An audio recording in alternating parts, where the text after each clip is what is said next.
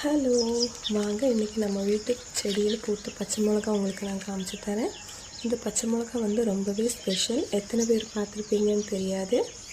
ஏன்னா இந்த பச்சை மிளகா ரொம்ப ஷார்ட்டாக இருக்கும். இது நார்மல் பச்சை மிளகா மாதிரி பெருசாகாது. இதோட சைஸே வந்து இந்த அளவுக்கு தான். பாருங்கள், இது வந்து ஹார்ட்டுக்கு ரொம்பவே நல்லது. இது கேரளாவில் தான் இந்த பச்சை மிளகா கிடைக்கும். இங்கே தமிழ்நாட்டில் கிடைக்குமான்னு எனக்கு தெரியலை. ரொம்ப காரமாகவும் இருக்கும். நார்மல் பச்சை மிளகாவை விட இது சின்ன சைஸாக இருந்தாலுமே ரொம்ப காரமாக இருக்கும். ரொம்ப டேஸ்டியாகவும் இருக்கும். எத்தனை பேர் இது பார்த்துருக்கீங்கன்னு கமெண்டில் சொல்லுங்கள். இது ரொம்ப ஈஸியாகவுமே வளரும். நமக்கு